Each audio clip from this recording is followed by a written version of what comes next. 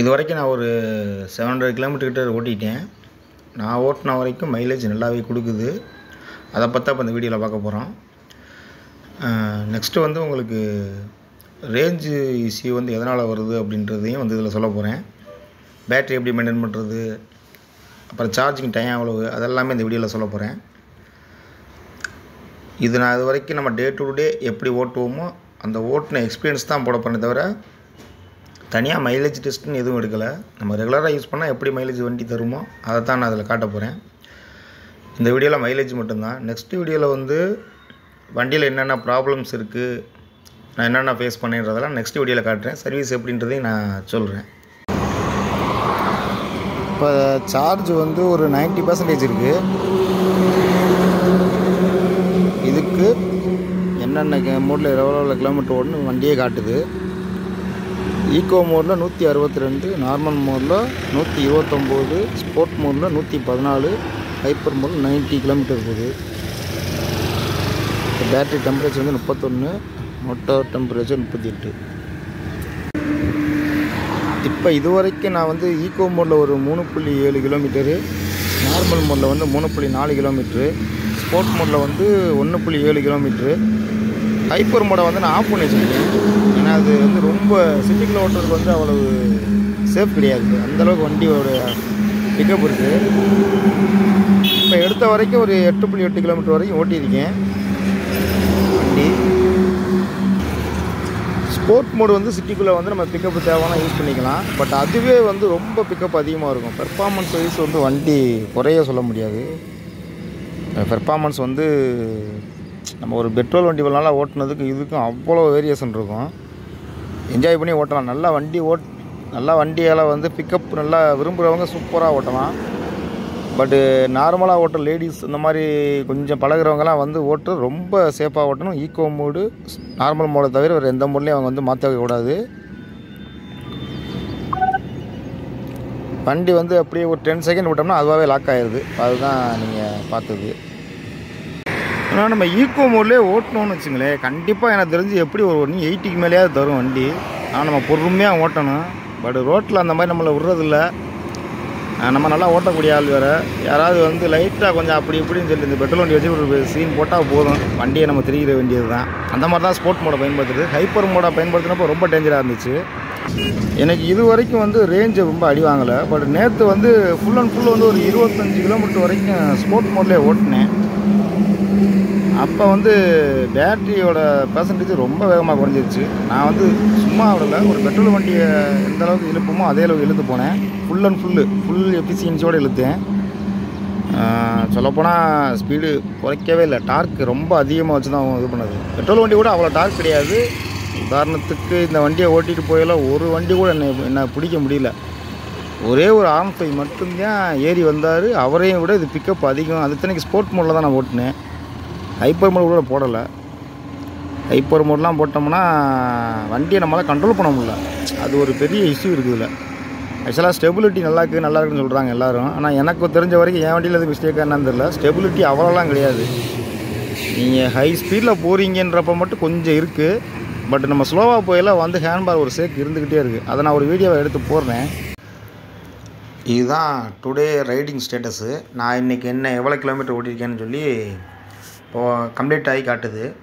42 kilometre இது வரைக்கும் ஓட்டியிருக்கேன். இதில் வந்து ஈக்கோ வந்து 4.8 கிலோமீட்ரு, நார்மல் வந்து 35.2 கிலோமீட்ரு, ஸ்போர்ட் மோட் வந்து 2.3 கிலோமீட்டரு, ஹைப்பர் மோட் வந்து நான் எனபிள் பண்ணலை. இதில் வந்து நான் டாப் ஸ்பீடு வந்து 95 கிலோமீட்டர் போயிருக்கேன். ஆவரேஜாக 28 கிலோமீட்டர் பெர் ஹவர் போயிருக்கு. ரீஜன் வந்து 5 கிலோமீட்டர் ஆகிருக்கு. இப்போ 42 கிலோமீட்டர் நம்ம வந்து சும்மா ஓட்டலை. ஈக்கோவில் ஒரு 5 கிலோமீட்ரு, நார்மலில் வந்து ஒரு அவசிக்கு மேலே நார்மல் மோடு தான். ஸ்போர்ட்டில் அப்பப்போ நம்மளுக்கு பிக்கப் தேவை, கொஞ்சம் ஸ்பீக்கரம் போகணுன்றப்போ 2 கிலோமீட்டருக்கு மேலே பயன்படுத்திக்கேன். இது எல்லாமே இந்த 42 கிலோமீட்டருக்குள்ளே நடந்திருக்கு. இப்படி நான் ஓட்டியும் எனக்கு வந்து பேலன்ஸ் இப்போ வந்து எவ்வளோ சார்ஜ் காட்டுதுன்னா 66% காட்டுது. இந்த 66%க்கு ஈக்கோ இப்போ இனிமேல் இன்னும் எவ்வளோ போக போகுது அப்படின்னு கேட்டிங்கன்னா, ஈக்கோவில் 118 கிலோமீட்ரு, நார்மலில் வந்து 97 கிலோமீட்ரு, ஸ்போர்ட்டில் வந்து 86 கிலோமீட்ரு. ஹைப்பரில் வந்து 70 கிலோமீட்டர் காட்டுது. பேட்டரி டெம்பரேச்சர் வந்து 39 டிகிரி, மோட்டர் டெம்பரேச்சர் 46 டிகிரி காட்டுது. 47 டிகிரி வந்துருச்சு. ஸோ இப்போ உங்களுக்கு இதே தெரியும். இது வரைக்கும் ஓட்டின 42 கிலோமீட்டரும் 97 கிலோமீட்டரையும் நம்ம சேர்த்தோம் அப்படின்னா ஒரு 139 கிலோமீட்டர் கிட்ட வருது. அதில் ரீஜன் வந்து 5 கிலோமீட்ரு. அப்போ அவங்க வந்து நான் மார்னிங் வந்து 95 கிலோமீட்டரில் தான் சார்ஜிங்லேயே 95% எடுத்துட்டேன். ஏன்னா நம்ம அப்படி தான் மெயின்டைன் பண்ணணும். 15% மேலே வண்டி கீழே குறையவும் கூடாது, 95% மேலே ஏற்றுறது ஃபுல்லாகவும் போடக்கூடாது சார்ஜு. ஸோ அதனால் நான் வந்து 95 எடுத்தேன். அப்போ எனக்கு வந்து 135 கிலோமீட்டர் நார்மல் மோடில் காட்டுச்சு. இப்போ நான் இவ்வளோ மிக்ஸ் பண்ணி ஓட்டியுமே வந்து எனக்கு 97 கிலோமீட்டர் பேலன்ஸ் காட்டுது. இப்போ டோட்டலாக நம்ம ஆட் பண்ணி பார்த்தோம் அப்படின்னா 139 கிலோமீட்டர் 139 கிலோமீட்டர் காட்டுது எனக்கு ஓவரால் ரேஞ்சு. அதாவது நம்ம ஃபுல்லாக ஓட்டினோம் அப்படின்னா. ஸோ மைலேஜ் வந்து நல்லாவே கொடுக்குது வண்டி. நம்ம மிக்ஸ் பண்ணி ஓட்டினாலும் இந்த அளவுக்கு கொடுக்குதுன்னா ஈகோ மோடில் வந்து இன்னும் நல்லாவே கொடுக்கும். ஸோ இதில் காட்டுற ரீடிங் எல்லாம் வந்து கரெக்டான ரீடிங் தான்.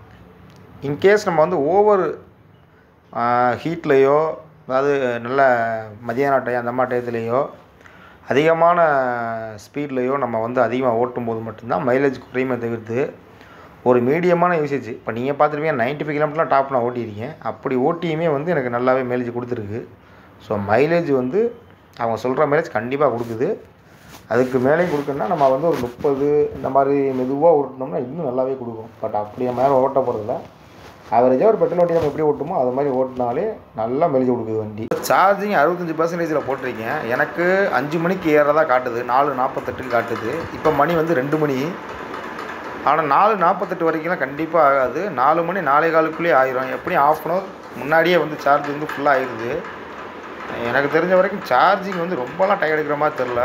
ரொம்ப நம்ம ஒரு 15% வரைக்கும் கொண்டு போயிட்டோம் அப்படின்னா மட்டும்தான் ஒரு 5 ஹவர்ஸாக அது எடுக்குது. 5 ஹவர்ஸே அதிகம்தான், அதை விட கம்மியாக தான் எடுக்குது.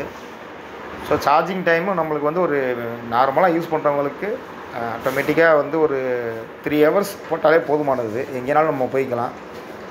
இந்த சார்ஜிங் வந்து பிரச்சனை இல்லை, ரொம்ப டைம்லாம் அதெல்லாம் எடுக்கலை. சேம் டைம் வந்து நம்ம வந்து வண்டியை நிப்பாட்டின உடனே சார்ஜ் போடக்கூடாது. அப்போ நான் மிட் நைட்டில் தான் போகிறேன் சார்ஜு.